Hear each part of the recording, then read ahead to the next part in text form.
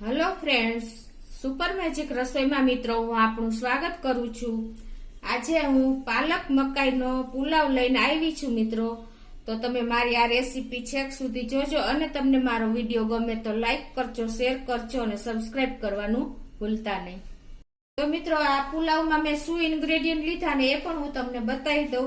એમાં મેં 1 કપ મકાઈ લીધી છે, લીલી મકાઈ છે, અને 250 થી 300 ગ્રામ મેં પાલક લીધી છે, 1 મોટો કાંદો લીધો છે, 2 ઇંચ આદુનો ટુકડો લીધો છે, 2 થી 3 લીલા મરચા લીધા છે, 1 થી 2 ટીસ્પૂન જેવા ચીલી ફ્લેક્સ છે, અડધો ટીસ્પૂન જેવું આપણે લીંબુનો રસ છે, 1 થી 2 ટેબલ સ્પૂન જેવું બટર છે, અને બિરયાની મસાલો છે, લસણ છે 1 ટેબલ સ્પૂન જેવું, તજ છે, લવિંગ છે, મરી છે, અને તમાલપત્ર છે, અને રૂટીન મસાલા છે, અને મીઠું છે, અને તેલ છે મિત્રો। તો આટલા ઇન્ગ્રેડિયન્ટ આપણે પાલક મકાઈનો પુલાવ બનાવવા માટે જોશે। મિત્રો તમે વિચારતા હશો કે આપણે રોજ રોજ શું બનાવવું જોઈએ, તો મિત્રો આ હું તમને પાલક મકાઈનો જે પુલાવ બતાવીશ ને એકદમ સિમ્પલી ટેસ્ટી અને ટિપ્સ અને ટ્રિક્સ સાથે હું તમને આ બતાવીશ મિત્રો। અને આ પુલાવ તમે દહીં, પાપડ, સલાડ કોઈ પણ સાથે ખાઈ શકો છો અને તમે ઝટપટ બનાવી શકો છો મિત્રો। તો હવે આપણે બનાવવાનું ચાલુ કરીએ। તો મિત્રો મેં આ 1 કપ બાસમતી રાઈસ લીધા છે, જેને મેં 2 થી 3 પાણીએ ધોઈને અને થોડાક પાણીમાં આપણે પલાળી દેવાના છે 20 મિનિટ સુધી। તો મિત્રો જો આ મેં 250 થી 300 ગ્રામ 1 બંચ પાલક લીધી છે, અને આ 1 કપ લીલી મકાઈ લીધી છે, જેને આપણે હવે ગેસ ઓન કરીને ફૂલ ગેસ રાખશું અને પાણીમાં આપણે આ 1 કપ મકાઈ નાખી દેશું। આ આપણે તમારે જો અત્યારે સીઝન છે વધારે લેવી હોય તો તમે વધારે પણ લઈ શકશો। હવે આને આપણે બોઇલ કરી લેશું, 2 થી 3 મિનિટમાં જ આપણે આ મકાઈ બોઇલ થઈ જાય છે। તો મિત્રો જો આપણા બોઇલ થઈ ગયું છે પાણી, અને એમાં 2 થી 3 મિનિટ પણ થઈ ગઈ આપણે મકાઈ નાખીએ એને। તો આ રીતે તમારે 2 થી 3 મિનિટ આપણે બોઇલ કરી લેવાની છે। હવે એને આપણે આ રીતે જારામાં નિતારીને લઈ લેશું એક પ્લેટમાં કે બાઉલમાં। તો હવે મિત્રો આપણે જે મકાઈ ઉકાળી એમાં જ હવે આપણે આ 200 થી 300 ગ્રામ જે પાલક લીધી છે એ મેં ધોઈને સારા પાણી એકદમ કોરી કરી લીધી છે, એને આપણે હવે આમાં ગરમ પાણીમાં નાખી દેશું અને એને આપણે 1 થી 2 મિનિટ આ રીતે એને ફેરવશું, એટલે એકદમ સરસ આપણી પાલક થઈ જાય અંદર રેડી। મિત્રો આને આપણે જો ગરમ પાણીમાં આ રીતે આપણે એને 1 થી 2 મિનિટ એકદમ ઉકળતા પાણીમાં નાખીને એને આપણે બ્લાન્ચ કહીએ છીએ, પાલક બ્લાન્ચ કરીએ એમ। હવે આને આપણે આ રીતે ફેરવીને સરસ 1 થી 2 મિનિટ હલાવી લેશું। તો મિત્રો જો આ રીતે આપણે 1 થી 2 મિનિટમાં જ ગરમ પાણીમાં આપણે પાલક નાખીને અને આ રીતે આપણે મિક્સ કરી એટલે એકદમ બ્લાન્ચ થઈ જાય છે સરસ, તમે જોઈ શકો છો એકદમ ગ્રીન કલર આવી જાય છે। હવે એને આ રીતે આપણે કાઢીને એકદમ નિતારીને આપણે આઈસ પાણીમાં કે ઠંડા પાણીમાં તમે નાખી દેશો ને એટલે એનો કલર એકદમ સરસ ગ્રીન જળવાઈ રહેશે છેલ્લે સુધી। મિત્રો આવો ને આવો એકદમ ગ્રીન કલર આવી જાય છે। આ પ્રોસીજર થાય છે ને મિત્રો, આ મેં તમને એક ટિપ્સ જ બતાવી, તમે ખાસ આ નોટ કરજો, તમે જોઈ શકો છો। હવે આને આપણે આમને રહેવા દેશું જ્યાં સુધી ઉપયોગ ન કરી ત્યાં સુધી। આપણે ગેસ ઓન કરીને આપણે એમાં 1 થી 1.5 લીટર પાણી નાખી દેશું, અને આ પાણીમાં હવે આપણે 1 ટીસ્પૂન થી વધારે મીઠું નાખી દેશું,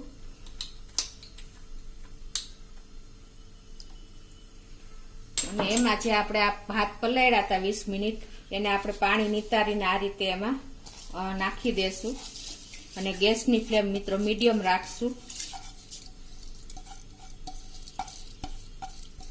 અને આ ભાત એકબીજાને ચીપકે નહીં એટલે આપણે થોડું એવું 1 ટીસ્પૂન જેવું તેલ નાખી દેશું,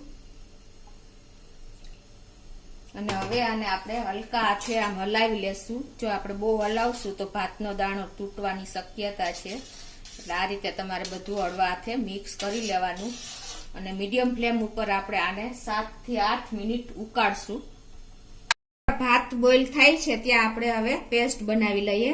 એના માટે મેં 2 ઇંચ આદુનો ટુકડો લીધો છે, એને મેં ગ્રેટ કરી લીધો છે, અને 2 થી 3 લીલા અને મોરા 2 મરચા લીધા. તમે જે તીખું ખાતા હોય એ પ્રમાણે તમે લઈ શકો છો. અને એને પણ મેં પીસ કરીને નાખ્યા છે, એટલે સરસ મિક્સરમાં ઘામાં આવી જાય.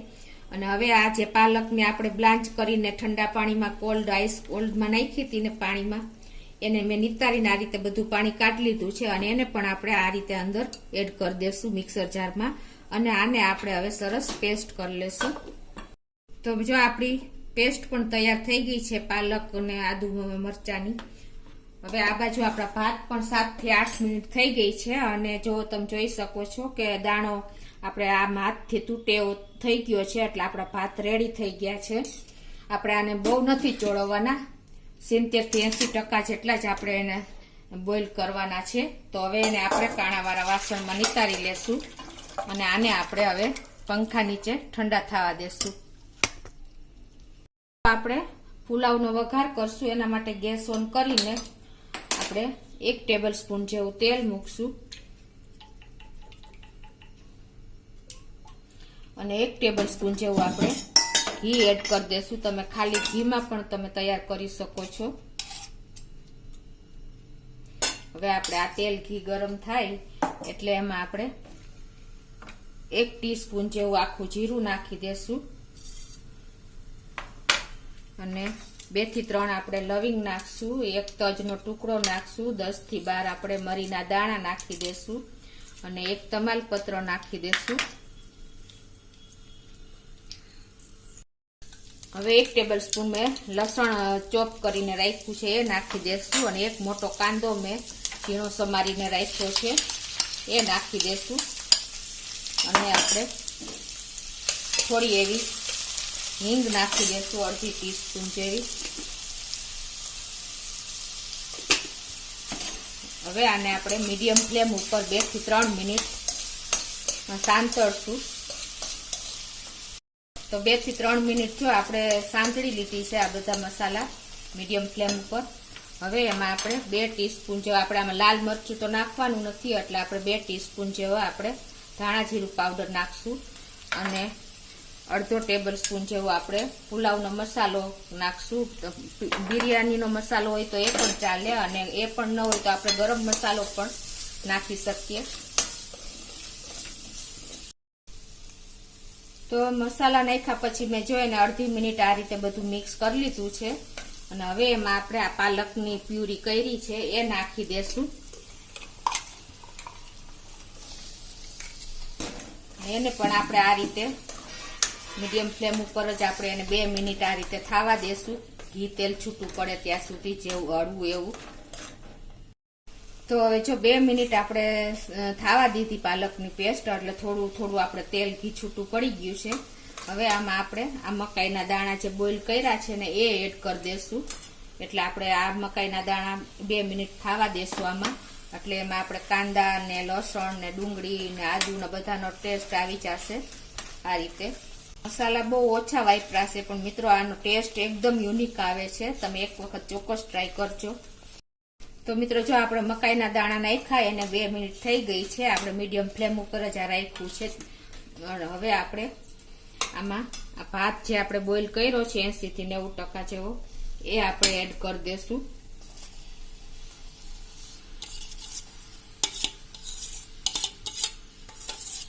અને એમાં હવે આપણે હળવા હાથે એને હલાવી લેશું મિત્રો. હાવ હળવા હાથે હલાવશું, નહીતર આપણા ભાત એકદમ નો ઓલા તૂટે એ રીતે આપણે કેર કરીને આ રીતે એકદમ બધી પેસ્ટમાં એડ કરી દેશું, મિક્સ કરી દેશું આ રીતે આપણે. અને હવે આમાં આપણે 1 ટીસ્પૂન જેવું મીઠું નાખી દેશું. આપણે ભાતમાં પણ મીઠું નાખ્યું છે, એટલે કેર કરીને મિત્રો નાખવાનું છે. તો આ રીતે હવે આપણે બધું મિક્સ કરી લેશું. હવે આ રીતે આપણે લાસ્ટમાં મીઠું એડ કર્યા પછી આ રીતે એકદમ સરસ જો આપણે ગ્રેવીમાં મિક્સ કરી દીધું છે પાલકની.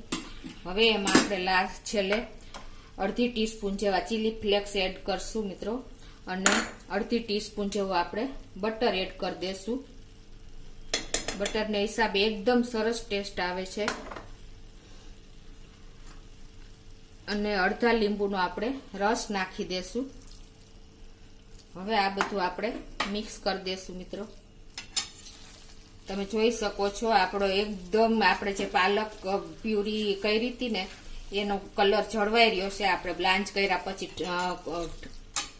બરફના પાણીમાં નાખી હતી એટલે એકદમ ગ્રીન કલર આપણો જળવાઈ રહ્યો છે મિત્રો. તો આ રીતે તમે જો ક્યારેય વધેલા ભાતમાં તમે કરશો ને તો એકદમ સરસ પુલાવ આપણો તૈયાર થાય છે. એ એકદમ છૂટો દાણો. તો તમે એ રીતે પણ એક વખત ચોક્કસ ટ્રાય કરજો મિત્રો. તો આપણો પાલક મકાઈનો પુલાવ રેડી થઈ ગયો છે. તો મિત્રો આપણો પાલક મકાઈનો પુલાવ એકદમ ટેસ્ટી, હેલ્ધી અને યુનિક એવો તૈયાર થઈ ગયો છે મિત્રો.